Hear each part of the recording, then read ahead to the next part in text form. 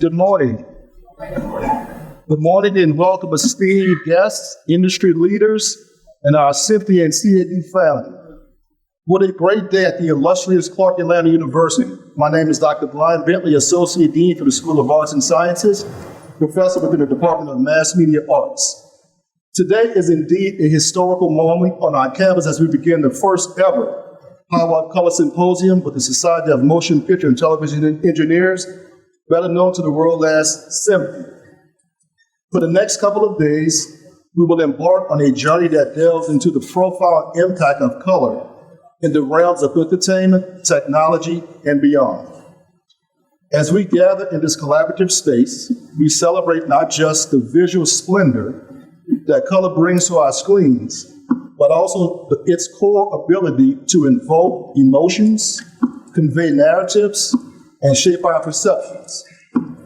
Through a diverse array of discussions, presentations, and experiences, we aim to illuminate the multifaceted role of color, exploring its significance in cinematography, gaming, and emerging technologies.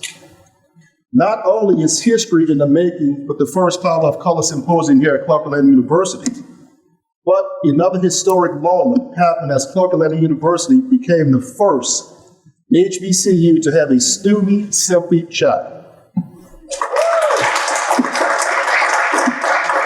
We are excited about the unlimited possibilities for our students. I want to give a special thanks to our president, Dr. George T. French, who could not be here with us today, but is looking forward to hearing about the success of this groundbreaking event, and our provost, Dr. Charlene Gilbert, for their support in this awesome event. I also want to give a special thanks to Dr. Shadeep Chaudhry, Dean for the School of Arts and Sciences, for his overwhelming support in this partnership with Symphony. The next 2 days will be filled with opportunities to network with some of the most brilliant minds in the industry. Yes, networking is powerful, being that the power of networking was instrumental in our first meeting here at Clark Atlanta University.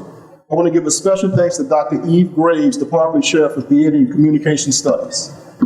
In addition, I want to give a special thanks to the communications team here at Clark Atlanta University, Ms. Paula Owens, for her hard work and dedication. Thanks to CAU TV under the leadership of Ryan Jenkins and the team for their technical support over the next 2 days of this symposium. And I want to say thanks to the entire CAU family. Finally, Team Symphony, Mr. Bernard Jenkins, Mr. David Grindle, Dr. Michelle Wright, Zandra Clark, and the entire Symphony team. It has been a pleasure to work with you in the coordination of this great event and exploring unlimited possibilities for future collaborations. Thank you for giving Clark Atlanta University the opportunity to collaborate what we know as the standard in the industry, Symphony. Thank you. Again, it is a great day here at Clark Atlanta University. I hope you all will enjoy the next 2 days. And again, welcome to our campus. In the words of Dr. Michelle Wright, the best is yet to come. Thank you.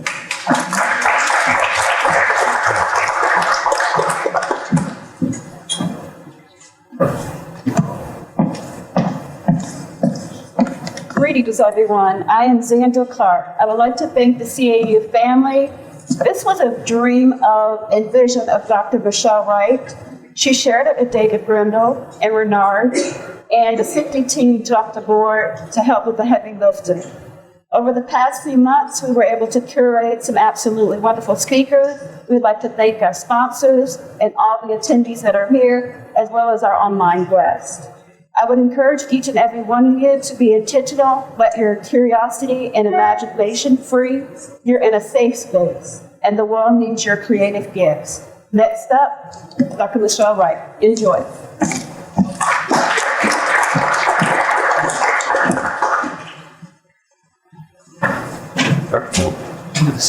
Let's do it.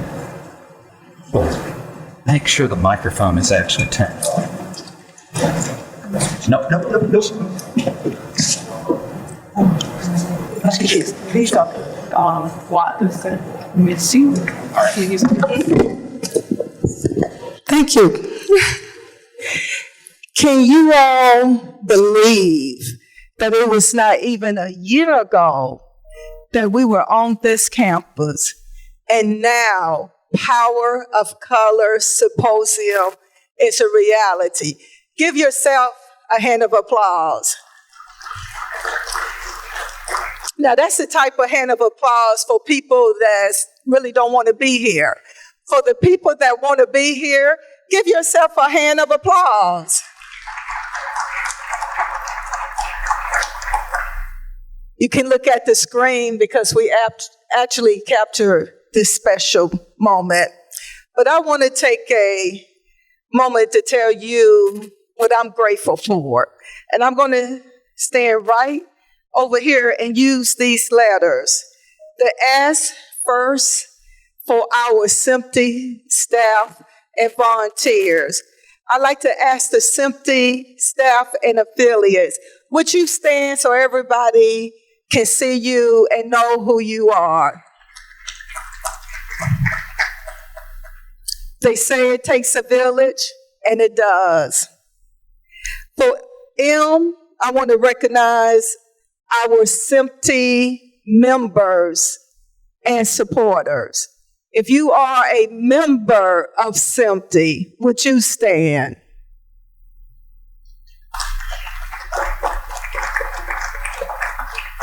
Amazing. So the P is for our partners in crime, or should I say partners in education and partners in success. And that is Clark Atlanta University. So I thank you, because when we needed Clark Atlanta University to step up, they did. Everyone from Paula to everyone else, they stepped up. So that brings us to T. And that is you, today's participants. Thank you, because we wouldn't be here without you. So you all probably wonder what's last and least. That would be E, for someone who is extraordinary. Dr. Bentley, would you come here for a second?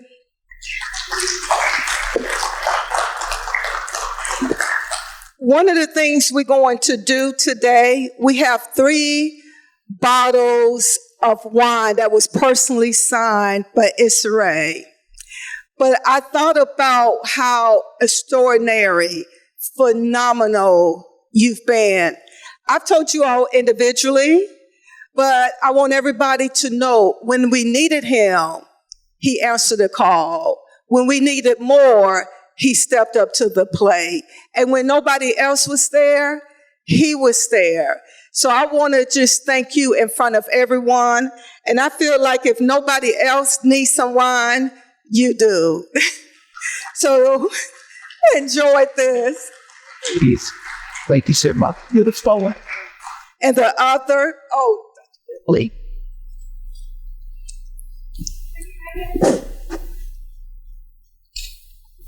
and the other 2 bottles of wine will be given out tonight. So thank you again. And as Dr. Bentley said, that I said, and everybody else says, the best is yet to come. Thank you. It is my pleasure now to introduce our phenomenal mistress of ceremony, Miss LaKey Campbell. Thank you.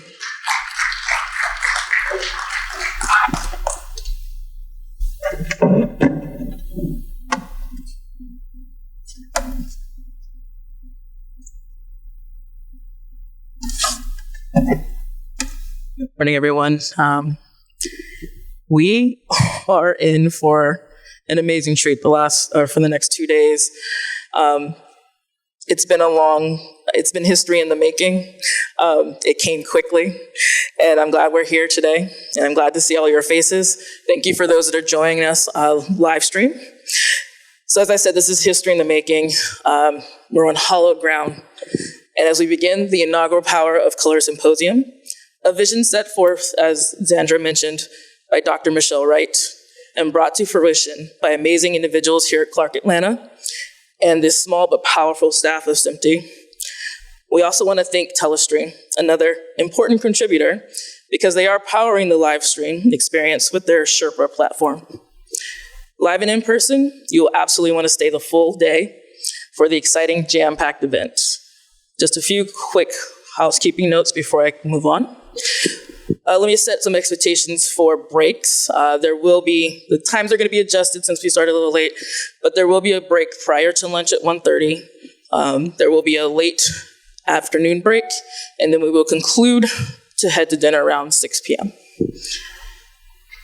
As you've already heard, we are on a journey together for the next 2 days, and I have the honor of not only connecting with you, but I also have the privilege to introduce some of the most impactful minds in this industry as they share knowledge and insights that embody them from intentional study and practice. Do not sleep on the opportunity to engage with these individuals. Having them all in the same place at this time, it's really a privilege to have them all here.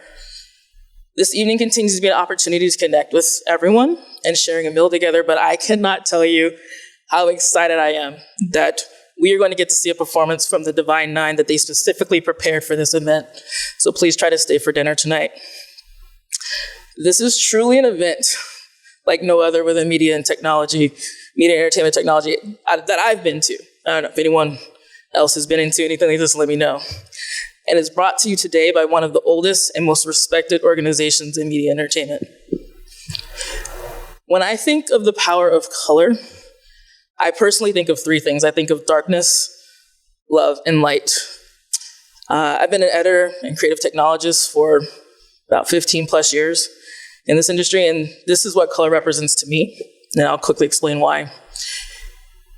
You cannot be intrinsically part of the whole experience if you can't trust what you're looking at. I'm going to repeat that. You cannot be intrinsically part of the whole experience if you cannot trust what you're looking at. And some would sum up the idea of color within motion picture and television as light and dark, red, green, blue, proper calibration, etc. But when there is intention in the representation of color, that is the love and the darkness and the light. Love is in telling a powerful story. The love is in the care taken to manipulate the spectral power distribution of light sources. Love is in the way cameras are mindfully built to capture the light. It's in how each frame is processed, distributed, and exhibited, because none of this is easy, and it takes skillful time, effort, consistency throughout the workflow, and intentionality to do it right. We all know color imparts emotions and is an integral part of setting the mood, tone, and understanding of every story. And that is why it's so important that the creators behind the scenes and in front of the camera inclusively represent all storytellers. This is ultimately what this conference is all about. There is power in the management and representation of the darkness, love, and light in every color, on every spectrum.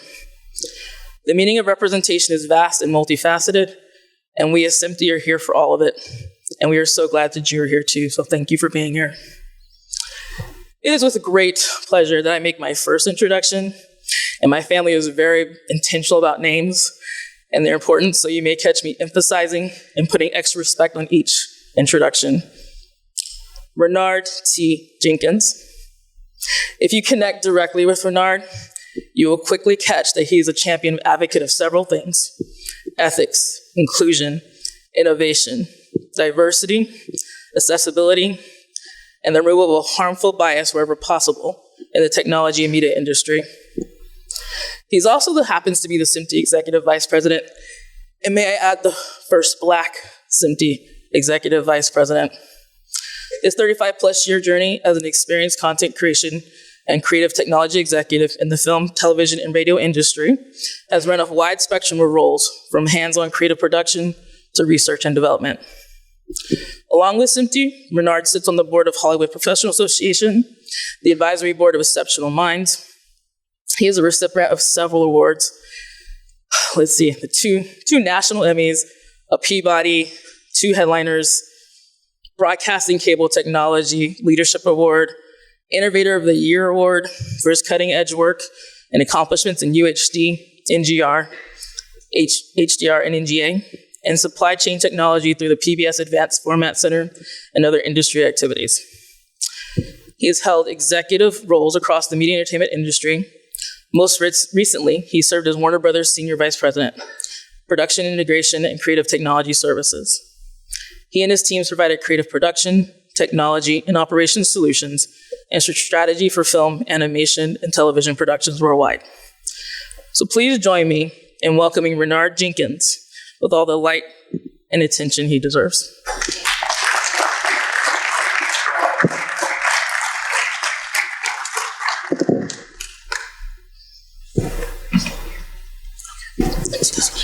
Thank you.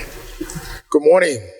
Thank you. Thank you, Lakia. I appreciate that. And thank you all for coming out. This is exciting. This is the beginning of a journey for us, the journey of making sure that HBCUs are a part of the SMT family, but also moving forward to make sure that the students have the opportunities to understand what they are capable of doing and how far they can actually reach. It's interesting to me when people read my bio because I sometimes forget that it has been a 35-year journey. You know, time moves very, very quickly, and it moves quickly, especially when you are spending that time doing what you love. I love, from a very early age, images, storytelling. But most importantly, I actually loved marine biology. So the science was always a part of who I am and what I do. But it wasn't until I got to university to realize that it wasn't so much about the marine biology, but it was about the idea of telling the story of all of those wonderful creatures that lived in a place that most of us would never have the opportunity to see. So I made it my mission that I wanted to see how much I could shine a light into those areas of darkness. And that's why I think that what we're doing right now is really, really important, because without darkness, you would not recognize the light. And without light, you would not recognize the dark. So as we come today to figure out exactly what shading, what positioning, what imagery, what things are necessary for us to accurately portray the hues, the skin tones, the flesh, the hair, those things that make us uniquely who we are. It is important that we understand that we are here to represent the entire spectrum. And as we get ready to do a lot of this today, you're going to learn from hands-on demos. And we do say hands-on because we may pull some of you out of the audience and get you up here to help us out.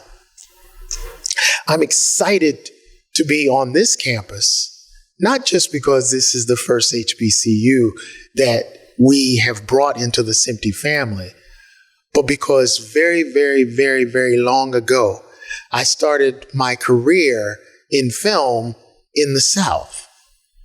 And then when I came to Atlanta, there was no film industry here. But I'm happy to look back now and to see what has developed. While we were here, we were taking the time to do music videos, to do short films, to do student films, to do documentaries, to get involved with all of these things that were happening there. This town was bubbling in the late 80s and the early 90s with creativity, but it wasn't getting national exposure. It was because of the individuals who were working hard during that time, learning and training, and those who came from this campus, who then began to get into the music business, which included LaFace, Arista, So Def, Rowdy Records. All of these groups were right here in Atlanta. Then you had Turner Broadcasting. And you had everything that Turner Broadcasting was bringing along, from news, sports, entertainment, as well as animation. We're now in a place where you can look at Atlanta and say, this is a real production hub. But it's because of individuals and educators who have taken the time to train individuals for this next generation to bring them into production. I'm excited about what we're doing this week. I look forward to getting to meet as many of you as I possibly can. But enough from me. Now I'd like for you to take a moment to hear from the Atlanta mayor.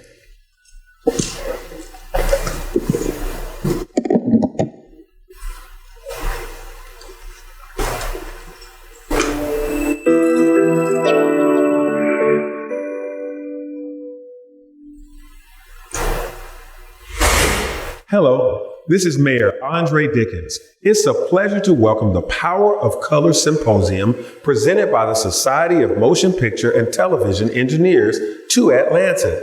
Thank you for gathering in our city to discuss an important topic, the role of color in film and its potential to amplify diverse voices and stories in the entertainment industry. As we delve into the discussion surrounding the power of color, we cannot overlook the profound impact color has on representation in media. Our shared commitment to promoting diversity and inclusivity is at the forefront of this symposium. It is through the thoughtful, artistic, and technical use of color that we can shed light on underrepresented communities and inspire positive change. I hope this symposium serves as a catalyst for not only recognizing the significance of color in film and television, but also for actively championing diversity in media.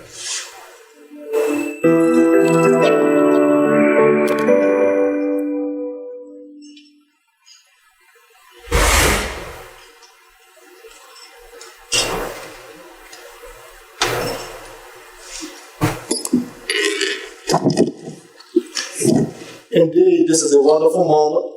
I would like to bring Team Symphony back to the stage. On behalf of Parkland University, we would like to present you these gifts. Mr. Renard Jenkins.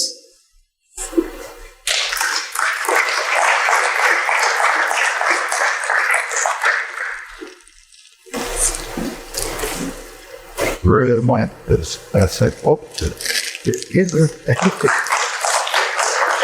Mr. David Grundle. Right. Dr. Michelle Wright.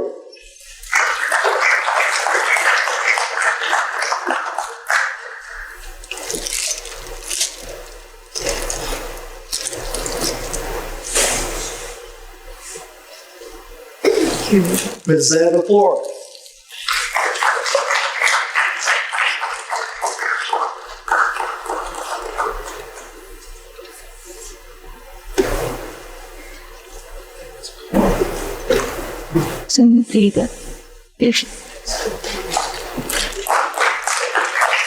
Let's see, Marjorie David.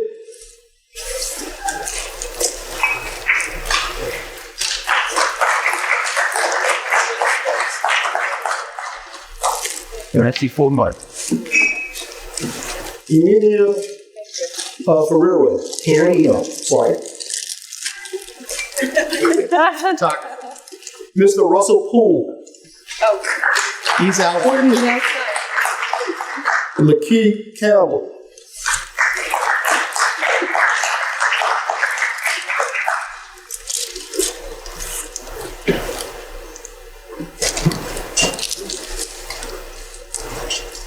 Let's see, Catherine Miniger.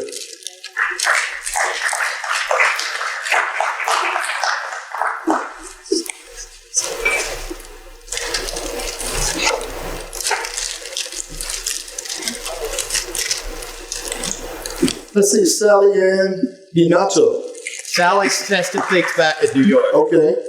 Let's see, Anthony Catalano. He's testing things back in New Okay. York. Let's see, Joelle Esri. Julie's back in New York. Okay, and Mr. Jack Linder. Jack is not able to join us today. He's online with us. Okay, let us grab a quick group photo. Hi. I'll be close. That's great. Aaron, that's sweet. Come on. Bill Cullen is a prime to do here. So that's all that. Icky. Be late. All right, 1, 2, 3, sit there. Okay. Come on, there's no light in here. Thank you. Great. Thank you all.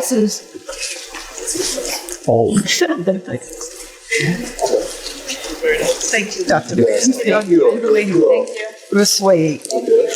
Song 3. I am. And sir, there you go. So, go up. Like in it. Respected guests, it is my honor to introduce the esteemed provost of Clark Atlanta University, Dr. Charlene Gilbert. A trailblazer in academia, Provost Gilbert embodies the university's commitment to excellence and innovation in higher education. With a distinguished record of leadership and a steadfast dedication to empowering students and faculty alike, Provost Gilbert plays a pivotal role in shaping the future of education. Please join me in extending a warm welcome to Dr. Charlene Gilbert, whose vision and expertise continue to enrich the vibrant tapestry of Clark Atlanta University.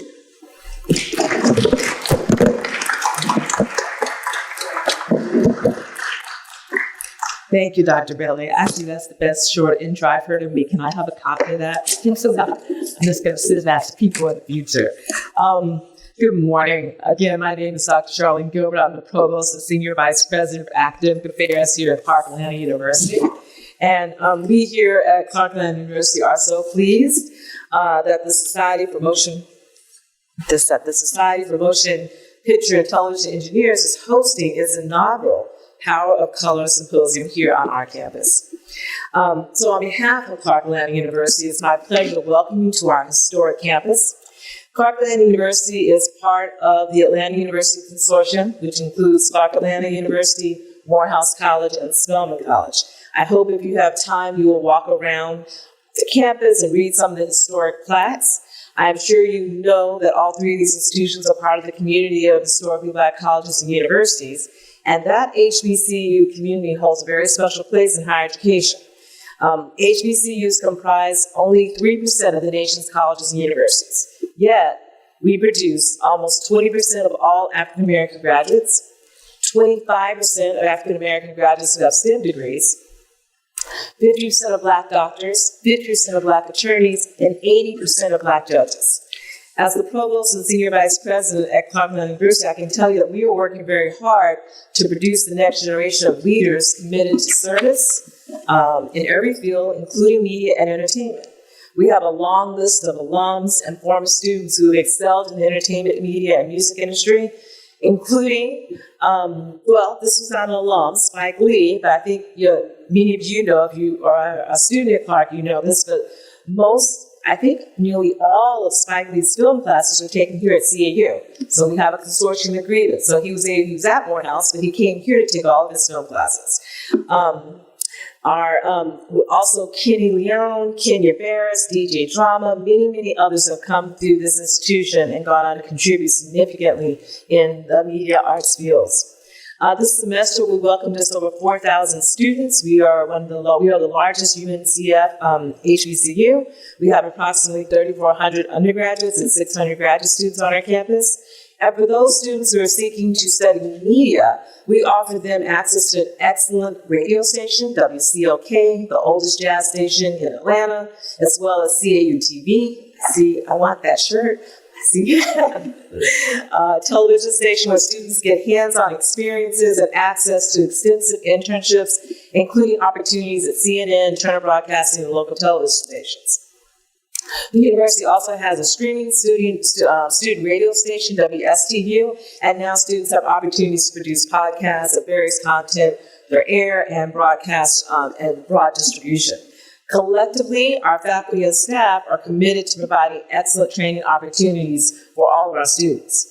These opportunities are, along with the high-quality education our students receive here, are the foundation for our legacy and are a testament to our core mission. That mission and legacy has resulted in a number of significant accolades for this institution, including Clark Atlanta University is one of the top performers on social mobility in the nation, ranked number 61 amongst universities all across this country, which means we provide more opportunity than for students coming here. They come here, they get their education, and they move up and they move on and they advance, and we're really proud of that. Our School of Education here at Clark is the number 3 school of education amongst all HB schools in the nation, and we're the number 3 school of education in the state of Georgia. Our School of Social Work is ranked number 51 across the nation amongst all social work programs, whether they're PWI or HBCU. We have an art museum that if you have a minute on your break, I strongly encourage you to go over and visit. It is one of the foremost collections of African-American art in the nation. And in next week, or a week and a half from now, on February 25th, there's going to be an exhibit at the Metropolitan Museum of Art in New York, the Harlem Renaissance, and the signature piece in that exhibit is from the Clark Atlanta Art Museum. And so it's on the brochure. We have about 5 pieces in that show. It's going to be a wonderful exhibit and just another example of the kind of resources, richness, and history and collections that we have here at Clark Atlanta University. And most recently now, when I talk about the list of our accolades, I will now be adding, and most recently, Clark Atlanta University became the first HBCU with a SIMPD student chapter. I would like to thank the faculty, staff, and students who supported the formation of this chapter, and in particular, I'd like to thank Dr. Brian Bentley for all of his effort to help form the chapter and his work to bring this event to our campus. I had a feeling he was doing extraordinary things, but hearing all the accolades and your colleagues raving about you, I now know how much work you did to make this happen, so thank you. Once again, Clark Atlanta University is honored to host all of our guests today for the symposium. I'm really grateful for your investment of time, effort, and energy, both here as part of the symposium as well as in your creative and technical communities. I'm particularly grateful for the work you're doing here today because of my own background as a filmmaker. You all are asking questions and pushing your industry to do the work that was not even being considered when I began my career. I went to film school in Philadelphia at Temple University, and I remember in that film program, I was one of 2 African Americans. I think I was the 3rd African American. Me and my friend were the 2nd and 3rd African Americans to ever be in their MFA program, which at the time was the 90s. And it's still like, really, how can that be possible that you're still having, like, you're the first? Like, that was crazy. But I remember being in that program, you're learning, and so I spent a lot of time with color bars, getting right. So the first classes I had to take a videography class and a cinematography class. In the cinematography class, we learned something new about the grayscale. So you had to learn how to use a light meter, but then you also had to be able to take a reading with your palm of your hand. You know, in case you lost your light meter, you still need to know how to peg the grayscale. But I remember at some point in that process, me and my friend realized that everything that we were being taught presumed that we were not in the frame. Everything was calibrated, assuming that the people we were filming were not people of color. And so things were like other people in our class would shoot and film, and if there were people of color, they would always be off. It wouldn't be right, and we would tend to get it right. They would ask us, "Well, how did you do that?" And we thought, "Well, because we didn't assume that the standard setting was for us." Now that means a lot, though, in education when you're being trained, that you have to kind of recalibrate everything that you're learning because you have been de-centered from the frame. And what I hear and understand that you all are doing with this symposium is suggesting that perhaps we need to create an approach that centers all of us and not just some of us. So I appreciate that work very much. I think things are changing thanks to dedicated professionals like all of you. And I told President Jinks I was going to quote him. His quote is that SIMPD's commitment is to achieving accurate visual representation that resonates with viewers. And that commitment will have a long-lasting and transformative impact on how we see ourselves and how we see the communities reflected in the images that we consume on a daily basis. So again, thank you all for being here. Thank you for doing this work. And most of all, thank you for your commitment to engaging your profession with a commitment for inclusivity and excellence. Thank you all.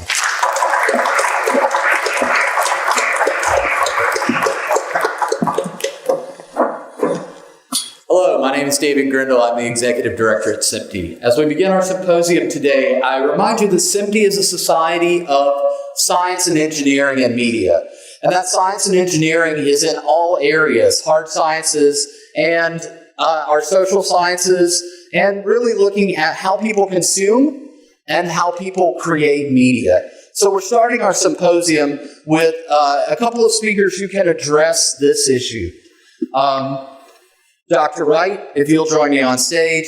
Our goal is to look at the case for ensuring that we continue a more accurate representation, and also how do you even begin to have these conversations of how people wish to be represented and viewed, because that's key to figuring out what we're doing. So I invite Dr. Wright to introduce our first speaker. Yes, use that one. Okay. It's an honor for me to introduce Mr. Effort Samba. You know, when we as a team came together on the vision to make this happen, I'm looking on LinkedIn and I see this person post on why representation matters. And to date, that one post has over 220,000 likes. So I knew he had to be an integral part of this symposium. And he also happens to be the co-founder of Butterfly Effect. So we're so grateful to have you. Please join us.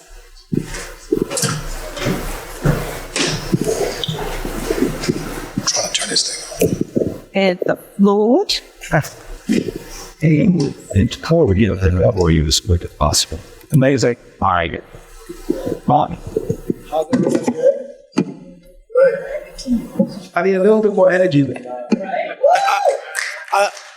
By the way, I just did an 18-hour flight from Dubai just to be here with you guys this morning. So I need a lot of energy.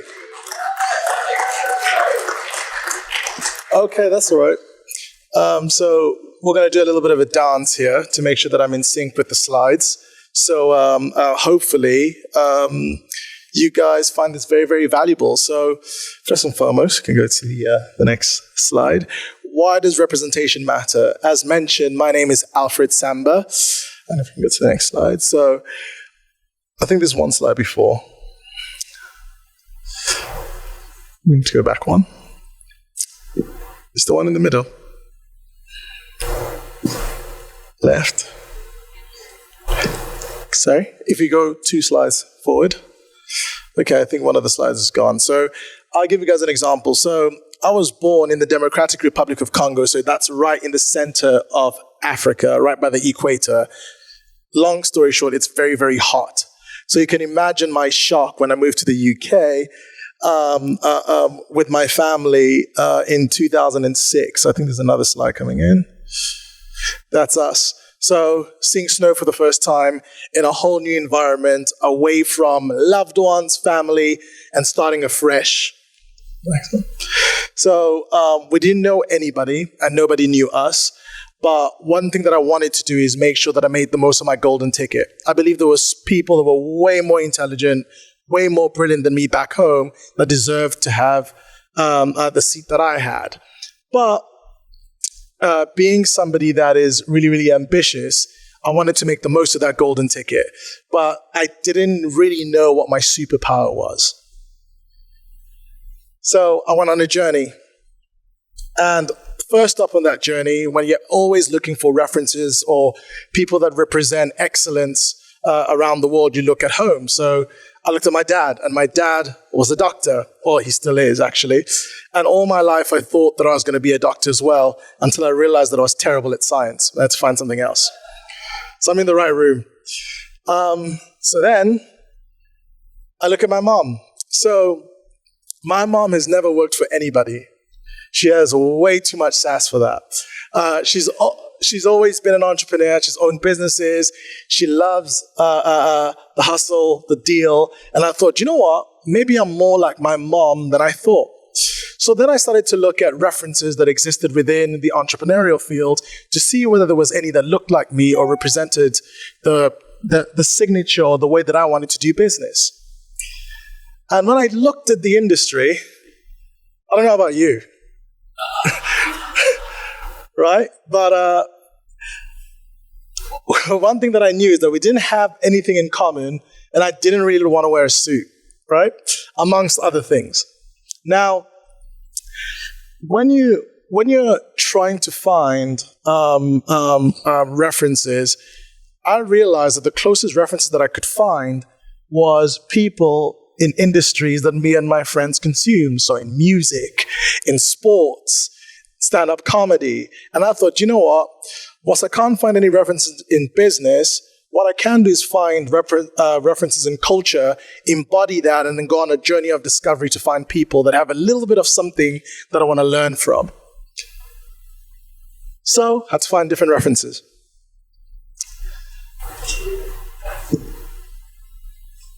But the most important thing was the importance of being self-aware. So whilst you're on a journey to find references and people to inspire you, you always need to remember who you are, right? And then imagine that what you bring to the table or what they bring to the table is a different way for you to best articulate who you are to the world. And let's go to the next slide.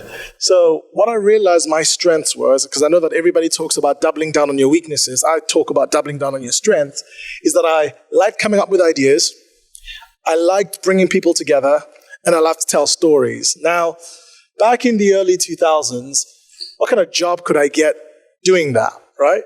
So I had to go and find, I had to go study the greats and find people that did elements of those and seek inspiration. So the first person, you might know who this is, was Steve Jobs. So in 2007, the iPhone keynote changed my life forever.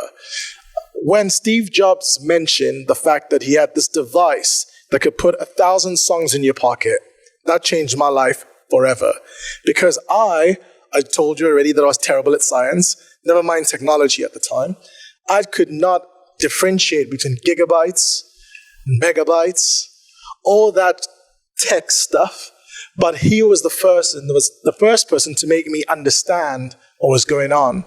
And it was in the way that he came up with ideas that were so simple and so human that I realized that that's marketing, and I fell in love with it. The humanization of very complicated information is an art, and I was obsessed with learning that. Plus, I always wear black, and so does he. So we had something in common. The next person was a guy called Mark Zuckerberg.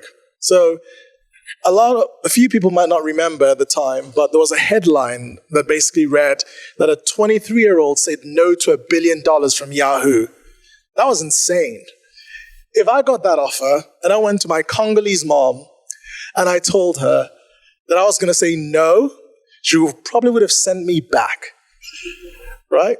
But one thing that I really loved was his ability to bring people together at scale. And the fact that he said no, I knew that he was onto something. And that got me really excited about this thing called social media. And so I put two things together. I said, well, marketing is made up of the 4 Ps. Place is one of those Ps. And could we potentially be living online? Would social be the new final frontier? And could businesses be able to market there? That was the theory. Next person. And then, going back to my references, I was like, okay, so we ticked the creative ideas of Steve Jobs. We ticked the bringing people together with Mark Zuckerberg. Now, what about the storytelling? Who storytells in a way that I understand, right, about a world that our community doesn't? And I went to Jay-Z. And his ability to artistically articulate the world of business in a way that people from the communities that I came from understood was phenomenal. And I said, do you know what? He communicates in layers. At the very top level, there's a dance that everybody dances to, but at the surface, there's an underlying message. And that was going to be my communication signature. And in everything that I do, there's always a headline, and then there's depth. And that came from Mr. Sean Carter. So now that's the theory. So with my enthusiasm, I did my dissertation about how I felt that small to medium-sized businesses could use social media to compete against their larger competitors. I was like, everyone's going to love this, right? I was wrong. It was marked down because there was no Harvard references. Nobody had done it before. Where was your evidence, right? So when I graduated, you can see my dad is clearly excited about the fact that his son's going to be tweeting for a living, right? Not very happy at all.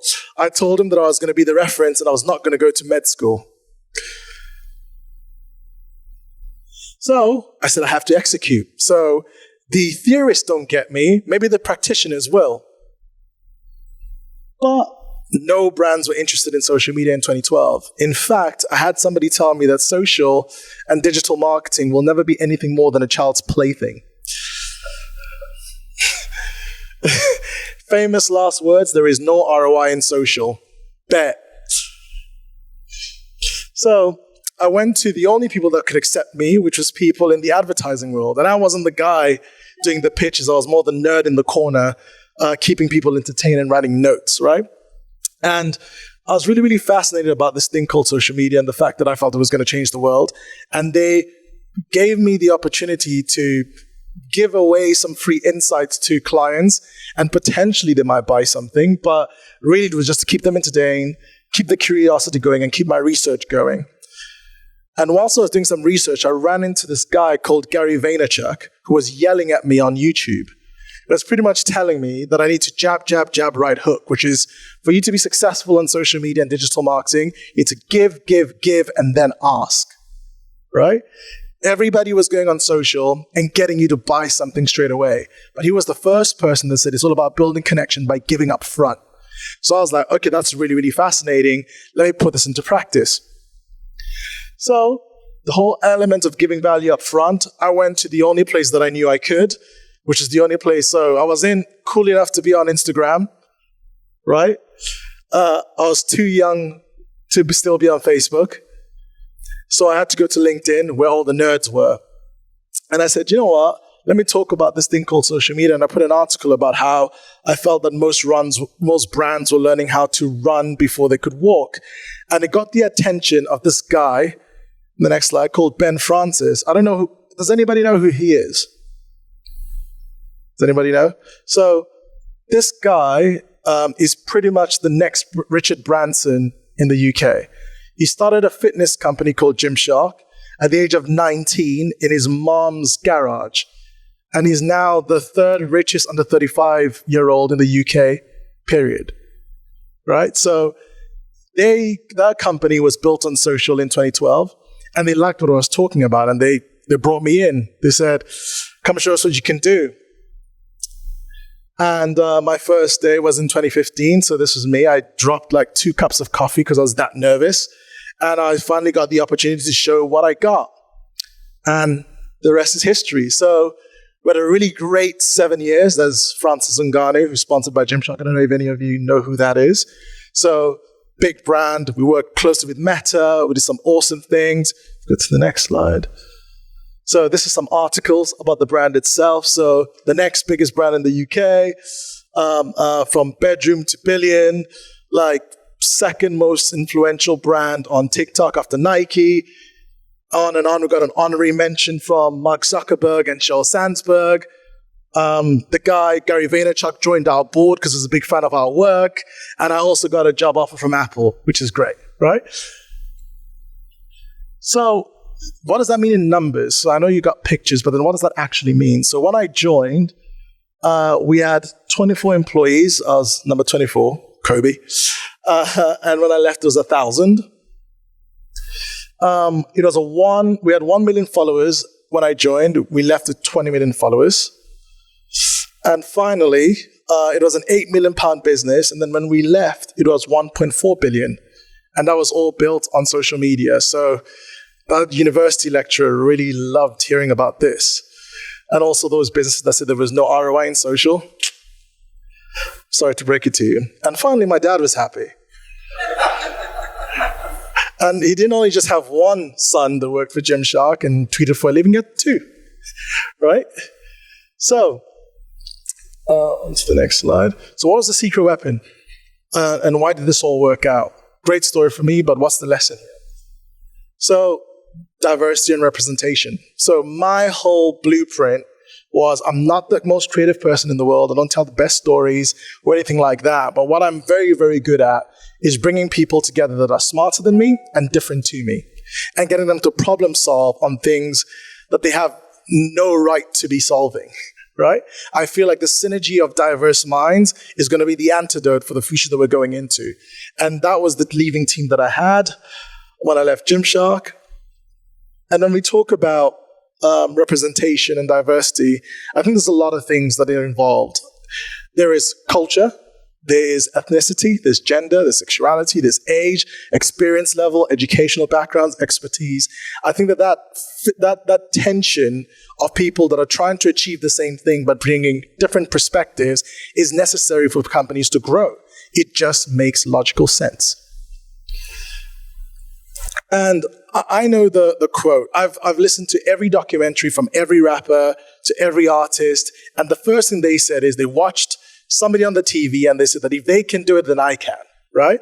So fundamentally, for us to believe that we can do something, we need to see it. So it's important to be visible. So how was I going to do that? There's a thing called an ikigai. I don't know whether anybody has heard about this, right? So going back to the whole concept of self-awareness, the ikigai is a Japanese concept that helps you understand your purpose in the world. This is how you find what you're uniquely here to bring. Jay-Z talks about the fact that everybody has a genius level talent, you just have to tap into it. Well, this is how you find that out. So what it does is asks you 4 main questions. What are you good at? What do you love to do? What can you be paid to do? And what does the world need? Now, I ticked off 3. I just didn't think that the world needed any more fitness leggings, right? I think that the world needed more diverse creatives and an inspiration for the future marketeers to believe that they can do the same thing. So I started a company called Butterfly Effect, which aimed to be the reference for diverse creatives. So I left Gymshark. So great 7 years, we did a lot of things, but I thought that there was a bigger purpose in mind, and I wanted to make sure that we can put some respect on diverse creatives' name. So I started Butterfly Effect with my original team. And in about 12 months, we're able to onboard some pretty awesome clients. So Netflix, I don't know if anybody knows Top Boy the show. So we did all the marketing for Top Boy. I was actually on a panel with Ashley Walters, which was pretty dope. Got McDonald's, WeTransfer, Bumble, FIFA, Square, Cheesecake Factory, all in 12 months. We have 12 people in our business, all remote. My co-founder lives in Cancun, right? We have no business speaking to these brands, but we just hired the dopest people. We're demonstrating that this just makes sense, and people love what we're trying to do. And alongside that, I'm traveling all around the world, preaching the good world of social. I send this occasionally to my university as to remind them that social doesn't make any business sense. So this is great. I work closely with Meta, the team over there, work with YouTube, work with all the different social platforms about how actually brands can leverage social the best way possible. Now, one thing that was pretty interesting, though, is that it was actually statistically proven that I was the second most influential person on LinkedIn globally. Not bad. So because I wanted to give away an idea a day, simply because I kept getting messages from people telling me that I didn't think that somebody that was black even had the authority to be in the advertising industry. The fact that you're doing it is giving me a second chance. That's the reason why I do it every single day. And because I give, and I don't ask, it seems that people seem to see value in it. Not only does that help me start my business, which means that pretty much any CMO, any CEO is in my DMs wanting to do something. It goes down in the DMs. But also, it allows us to use that momentum to actually enforce change. But the proudest moment of my LinkedIn career, if you will, was this post over here. It was all about the fact that I felt that people needed to know my stance on representation. And it's great that the world responded with a crazy amount of engagement, which is pretty dope. And till this day, this is my most engaged post. Now, why am I telling you all of this? Now, I know, and we all know, that representation makes moral sense, right? It's the moral thing to do. It's the Any human being should just know that that's the right thing to do. But one thing that I realized is that within industries, for you to actually get people to get on board, you have to demonstrate that it makes business sense. I could have huffed and puffed, gone back, and I was probably right that social media worked, but until I proved it and demonstrated that it actually does make business sense, no one was going to believe me, right? So I'm going to try to break down how representation actually makes business sense so that you can use it as an argument whenever somebody else tells you no. So it doesn't feel like a one-sided argument, I try to think about reasons why representation wouldn't make business sense, right? So if you want to have a strong argument, you don't just go on the positive, you also look at the negative. And after doing a lot of research, I realized there's only 2 reasons why it wouldn't. One, if there's no creativity or problem solving needed, so basically if you don't have to think. And 2, if you're only focusing on a niche demographic. So if your audience is only this one person or this one group in Atlanta, it works. But if the only people that work on that is the one group in Atlanta, because you best understand that. Now, here's the problem. The first kind will be replaced by AI technology, so that's not going to last. The second kind is misaligned with the multi-connected world that we live in, and I'll explain shortly. So, in short, if your ambition is to be replaced by AI technology, or to never interact, or to never attract any audiences outside of a small demographic in Atlanta, then diversity doesn't make any sense. But for the rest of us, we need to keep listening. So let's look at some operational stats to back this up. So some way more smarter people than myself have done some studies on businesses that have been able to get on board with the diversity program. And here's what they found. They found that companies that do have diverse teams are 35% more productive, make better decisions 87% of the time. They have 2.5 times higher cash flow. They generate 19% more revenue, and they're 70% more likely to capture new markets. And also, they're less likely to get canceled, ironically. And now let's look at the cultural trends, right? So the numbers are great, but now let's see what's been happening in culture to demonstrate that we're moving into a more interconnected, diverse world. So let's start with film and entertainment, because that's why we're here, right? So starting with film, there's one thing. Do you guys know all these films? Everybody knows Top Boy, Squid Games, Money Heist, Lupin. One thing they all have in common is you all know it, but it doesn't come from the US. They're all foreign, right? So we're all wanting to see inspirations from new places, right? We are all curious about how other people live their life, how other people communicate, other people's storylines, right? And if we go into what's been happening behind the films, the people that are shooting these films are different. The people behind the camera come from different places. The stories are becoming more authentic. There's fresh new perspectives. There's like a new God coming along, right? Which is phenomenal. And now when you look at sports, for anybody that likes basketball, I went to watch the Atlanta game yesterday. James Harden did a madness. So now let's go into sport. Here are the MVPs for the last 5 years. What have they all got in common? So they're all foreign players, right? So more people are buying into the game. More people are adopting the game around the world. More people are being interconnected. And what does that do for their countries? They're all coming closer. We're all getting more interconnected, which is really, really phenomenal. It's not just the NBA.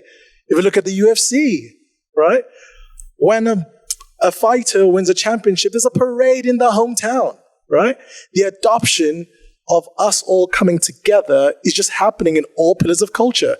There's case studies in the Premier League for, I know that you guys call it football here, and you call it soccer for us, but it's the real football. Sorry. There's teams that buy players to expand into new markets. There's a South Korean player that got bought by Manchester United, and that made Manchester United the most supported team in South Korea. Diversity makes business sense. And all these companies have shown that, right? Because the world, how quickly they're growing around the world is simply because of the people that are representing that league. Now let's go into music. Let's go next. So, Bad Bunny. Oh, someone said Thames. There we go. Afrobeats, Amapiano. That is all flying right now. I watched Jay-Z pull up at a Grammy party listening to Afrobeats music. I was like, the world's about to change, right? We're listening to different things. We're not just listening to music that happens within our radius. We're exploring. Our palettes are expanding. UK drill music, I don't know whether that's broken down here yet. I see see that? She said so-so. I see the comment section, you guys making fun of us that we talk funny. So it's all right. There's K-pop music as well that's growing. So the world is having more of an international palette. And now let's look at TikTok. So the interesting thing about sport, film, and music is still gatekept, right? Like somebody still controls what you see and what you hear. Now TikTok is free for all, right? Now we're going to look at who are the top creators right now that are not famous. So people that actually grew to stardom, who probably wouldn't have grown to stardom if there was a gatekeeper there.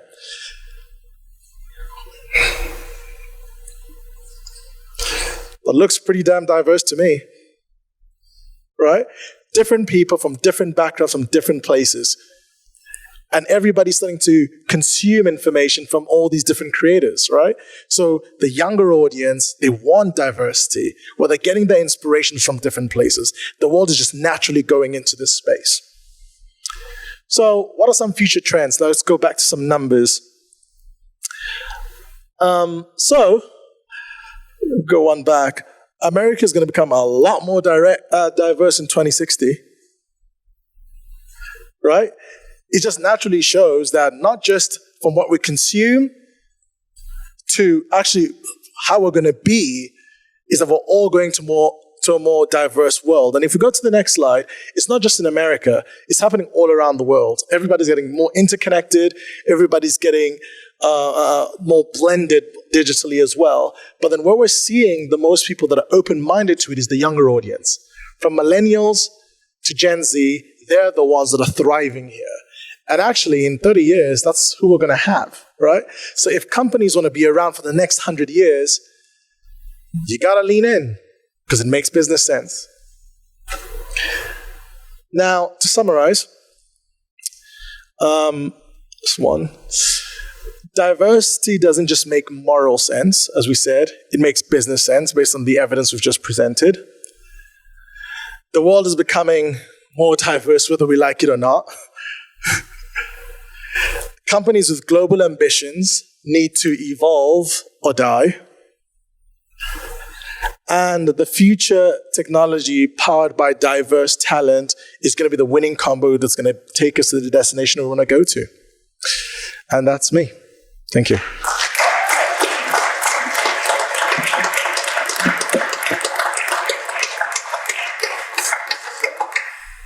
Alfred Soundlord, everyone.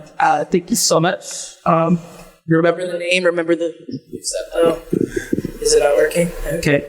If you didn't hear me, Alfred Samba, please, one more time for him. Appreciate it. Remember the name and remember the signature hat because it's awesome. I told you guys not to sleep on who's here. We did not play. This man said he flew from Dubai like he just flew in from Tennessee. So please take the time to connect with him. Thank you so much for a great presentation. One of my favorite quotes was, "Be the reference." Thank you for reminding us of that. And that representation is profitable. Do not believe the hype.